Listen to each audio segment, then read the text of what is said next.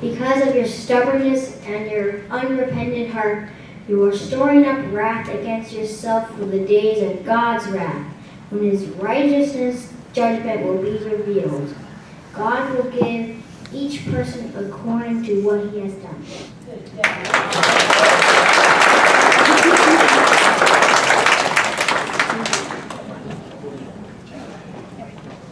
Good morning. It's great to look out and see all your beautiful faces. And maybe some not so beautiful. No, you all are beautiful. You're the ones that have to look at me. That's the problem.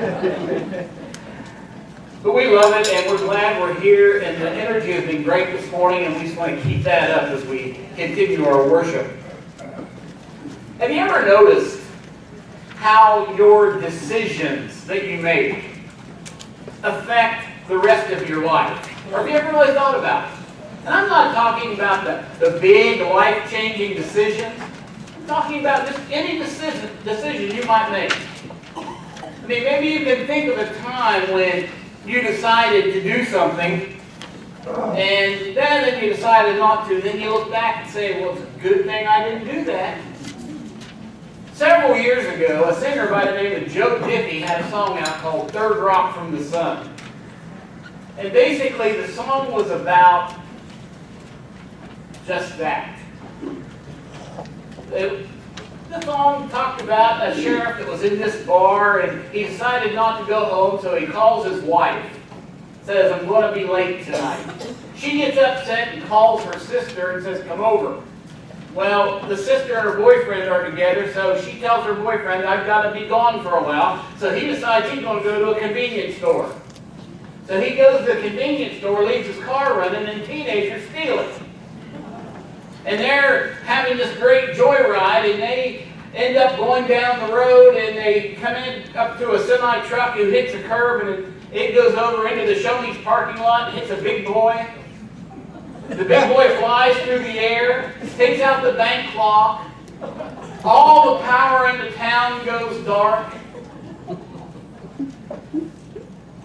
And a waitress says, I saw it all. A giant alien has landed at the mall. And so all the deputies, all the policemen are trying to find the chief, so they end up calling the mayor saying, we hate to wake you up, but we can't find the chief. And he said, use your head. If he's not in his car, he's hiding from his wife down at Smokey's bar. Right back where we started. One guy's decision. And of course, the chorus talks about the chain of events, cause and effect. So you think about that. Decisions we make will often determine what happens in the future. Tammy and I was driving through northern Arkansas, going into southern Missouri one time, and we're following this guy pulling a hose. And those of you who know me know I'm pretty patient behind the wheel. But I didn't know what he was doing. It's like he wouldn't drive, and then finally we get to a place where he's going to turn into a gas station, and there was a car between us. Well, he just whips out a rounding and goes. I decided to wait till he turns. Well, as soon as he turned, we went up. The highway took a pretty sharp turn to the right. We go up there, and just as we come around the corner, there is a Chevy Blazer that had come across the road and rolled and went into the ditch. I mean, the wheels are still turning and everything. I mean, it just happened. Had I passed that guy, guess who they would have hit? All because of one decision. I decided to stay behind him, to be patient. Our decisions always have an effect on our lives, no matter how small they may seem at the time. So think about how David is in the wrong place at the wrong time. We know that David stayed behind when he sent his armies out to war. Where is David? He's not where he should be.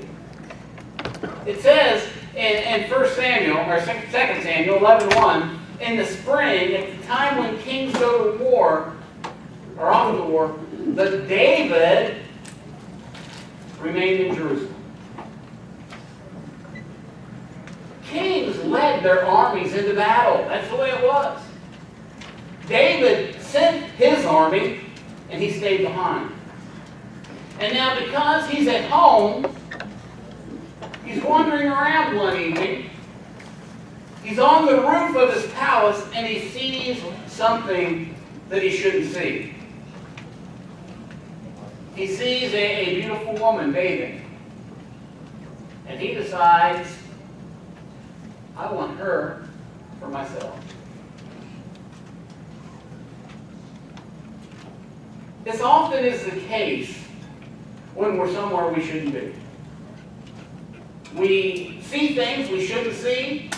We make decisions that we shouldn't make. Our minds aren't thinking correctly. That's why it's important as Christians to try to keep ourselves engulfed in God's love, making right decisions. I remember one day, and I'm going to tell on myself here, some friends of mine and we skipped school to go fishing.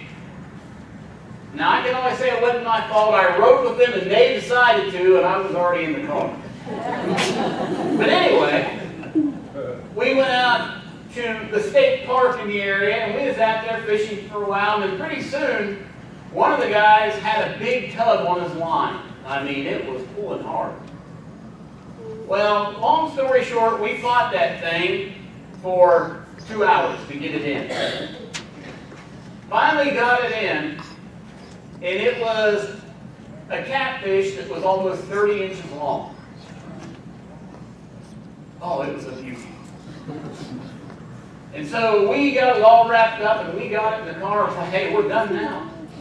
And so we go on down the road, and there's a little gas station there that was also a deer checking station, but everybody always stopped there coming back to the state park. Well, they took Tom's picture and put it up on the wall holding the fish, and so we're on our way home, and we get back into town, and all of a sudden we say, how are we going to explain this fish to our parents?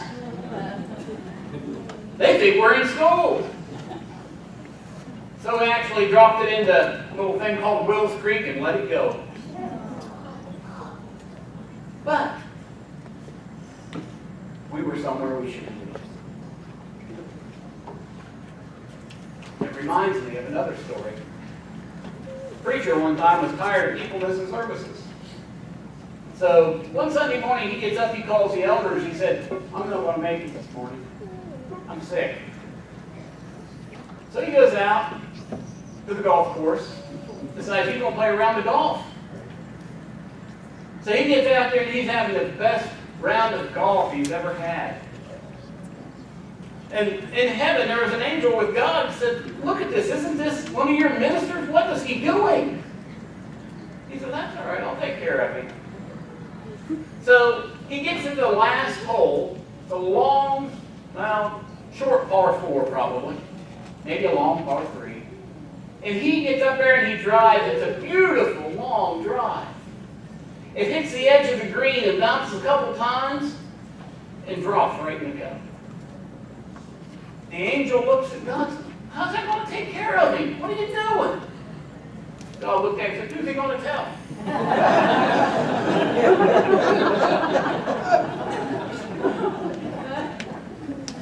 You see, we got to understand the results of our bad decisions. What was the results of David's bad decision? Well, he sins with Bathsheba. She becomes pregnant. Now, as often happens with sin in our life, there has to be a cover-up.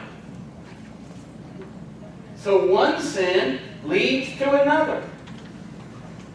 So what's David do? He sends for Uriah. Now, I want you to understand, we all look at this, and we know the sin of David and Bathsheba. We know Uriah the Hittite. But if you read and study, you realize Uriah is one of the 300 elite soldiers of David. He is one of David's elite fighting men. But he brings him back and thought, I can send him home He'll be with his wife and everything's fine. Well, everything wasn't fine. Uriah went home, or was going to go home, and he decided, I can't do that, so he sleeps in the doorway of the castle. David calls him back in, and he says, I can't do that. I can't go down there when my Lord and everybody else is out in the field. So David gets him drunk. Thought, well, he'll go home drunk. He still doesn't. And so David has no choice. He gives Uriah a letter. And basically, the letter is Uriah's death warrant. In 2 Samuel, chapter 11, and verse 15, it says, in it he wrote, put Uriah at the front line where the fighting is fiercest. Then withdraw from him, so he will be struck down and die. Here the king is instructing his commander to go near the city wall, which that was always a no-no. You didn't go near the city wall because there was always archers on the wall.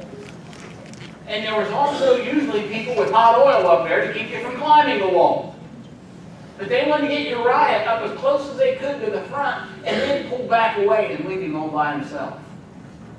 Why? So he would die. So he would die. So the one bad decision of one man leads to the death of an innocent man. 2 Samuel 11, in verse 27, at the end of that verse, it says that the thing David had done displeased the Lord. Think about that. All because David decided not to go to war. All because David decided not to be where he should be. But all was not lost.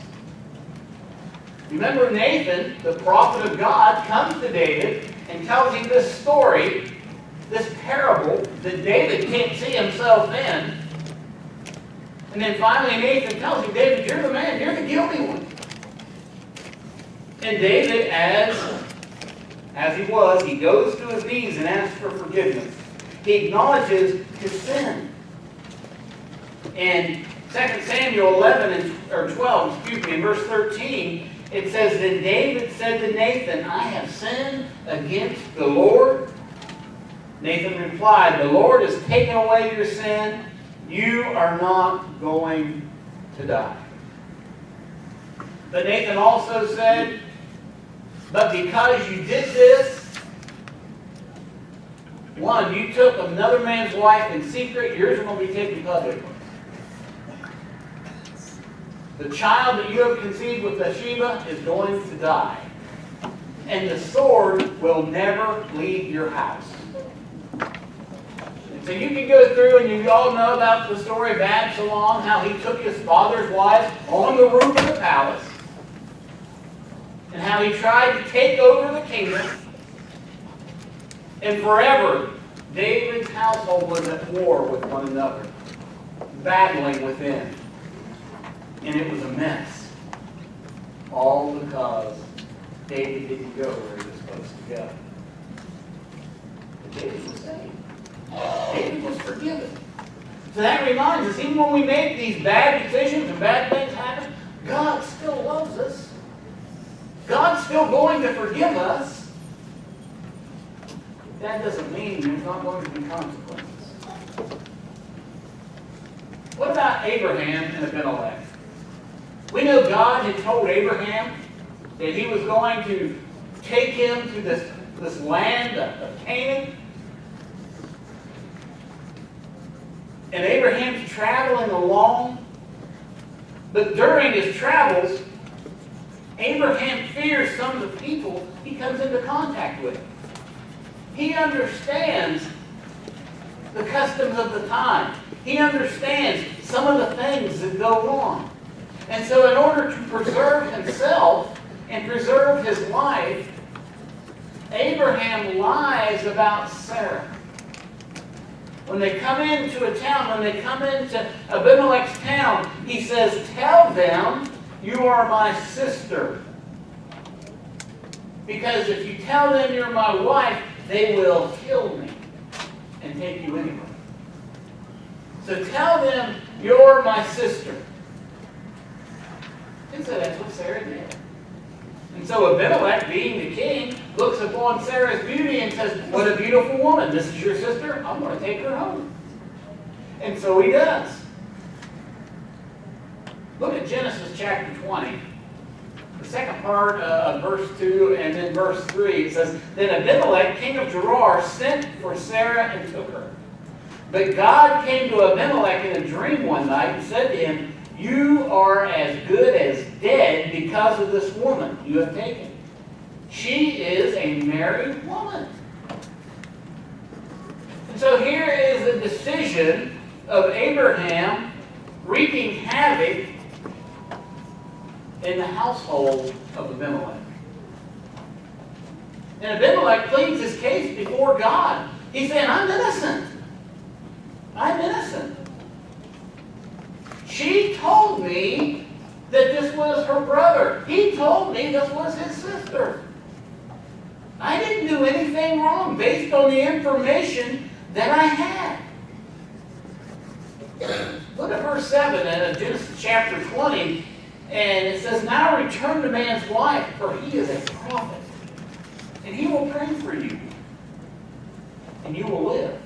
But if you do not return her, you may be sure that you and all yours will die. So Abimelech pleads his case of innocence by reason of ignorance, if you will. And God says, I understand. I understand. But here's what you have to do. You can't keep the woman. You got to send her back.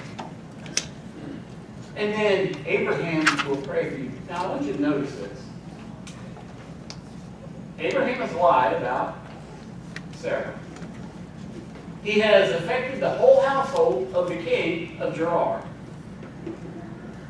And God still says he is a prophet. He will pray for you. God still counts him as a friend. Remember, David's a man after God's own heart. Abraham was considered a friend of God. But yet here, Abimelech's told exactly what to do. What happens when we get caught in a lie? What happens? We often try to justify it. Well, why did you tell me? Well, because I thought maybe, or I thought this was happening, I thought this was wrong. Martin Luther once said, a lie is like a snowball. The longer it's rolled on the ground, the larger it becomes. And isn't that the way it is? The longer you keep rolling it, the bigger it gets. The more outrageous. And Abraham does try to justify himself in Genesis chapter 20 and verse 12 and says, besides, explaining himself to Abimelech, she really is my sister, the daughter of my father, though not of my mother. And she became my wife. So it was only a half lie, right?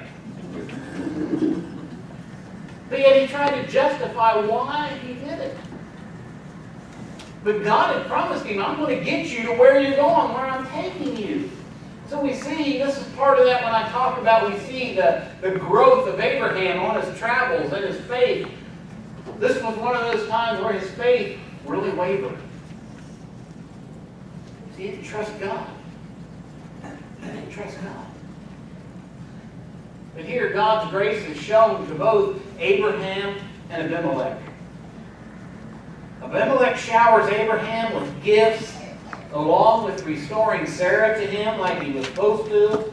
Abraham in turn prays for Abimelech and his household, and it begins the healing. Genesis chapter 20, verses 17 and 18 says that Abraham prayed to God, and God healed Abimelech, his wife, his slave girls so they could have children again. For the Lord had closed every womb in Abimelech's household because of Abraham's wife, Sarah. Was it Abimelech's fault? Well, you can put a little blame on him. How many wives did he need? Did he have to take another one?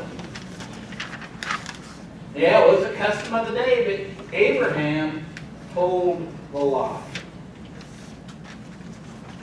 Friends, innocent people often pay the price for bad decisions of others.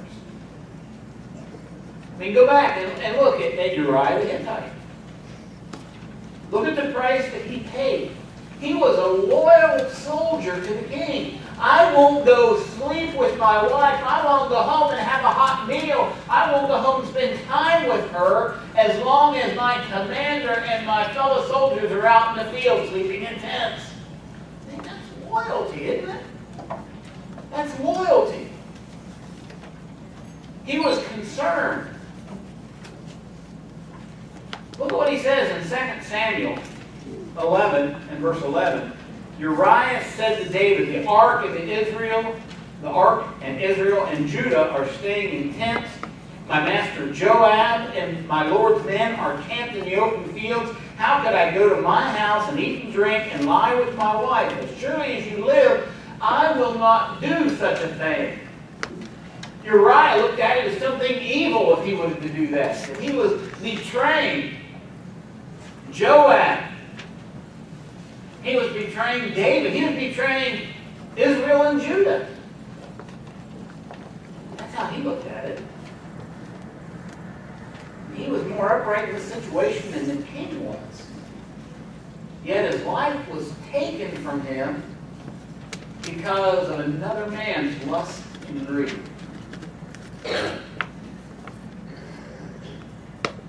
What about Abimelech and his household? As we said, he did nothing out of the ordinary for a king in his time period. I mean, everybody knew that's what happened. That's why Abraham told Sarah, tell him you're my sister. He knew what was going to happen. Or at least he thought. He was the victim of someone else's bad decision. Look at what he says in Genesis chapter 20 and verse 5. Did he not say to me, she is my sister? And did she also say, he is my brother? I have done this with a clean conscience and clean hands. But yet it was his household who was struck by God, who was made barren. It was his household that no longer was prospering.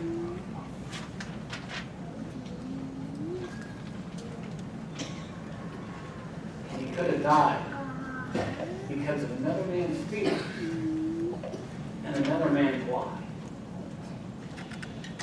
Cause and effect. Jesus paid the price for others' bad decisions.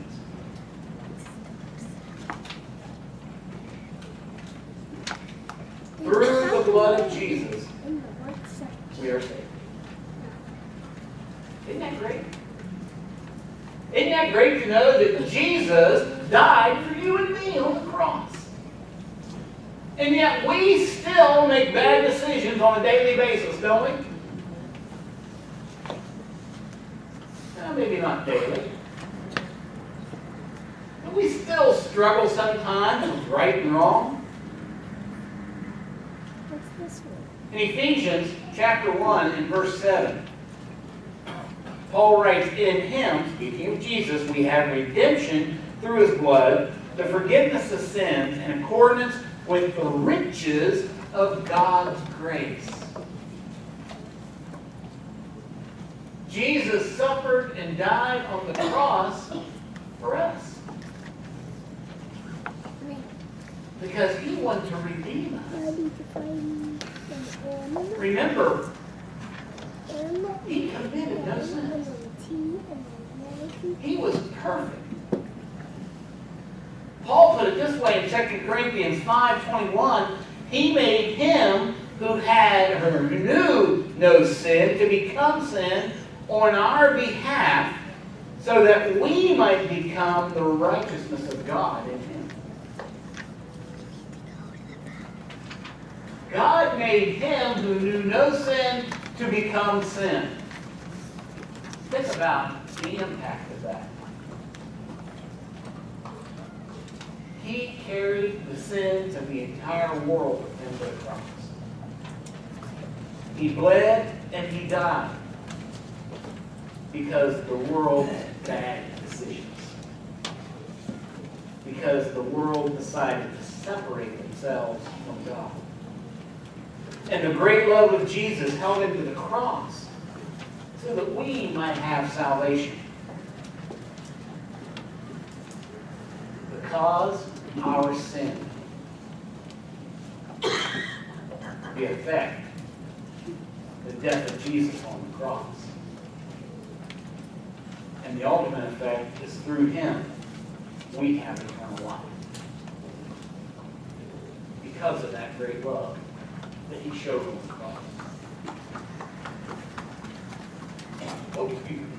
And so we think about what Jesus has done. And because we are saved by grace, what does that mean to us? The Romans struggled with that concept, and Paul answered him in Romans chapter 6 when he says, does that mean we go on sinning? God forbid. How can you go on living in what you've already died to? So when we make the decision to become a Christian, the effect is we die to sin. Friends, I want you to remember that all of our decisions are going to have an effect on us in some way. And quite often, they're going to have an effect on those around us. They're going to touch the lives of those that we're close to. So we need to make wise decisions based on the Word of God, based on His grace. And we are going to make bad decisions because we're human. Sometimes we're going to make decisions, well, like Abimelech, because we don't have all the facts. David, the man after God's own heart, made bad decisions. Abraham, the friend of God, made bad decisions. We, God's children, will make bad decisions. But the good news is we are forgiven. We are forgiven by the blood if we merely accept the free gift of grace that is offered to us through the blood of Jesus. And that's still being offered to you today. If you're here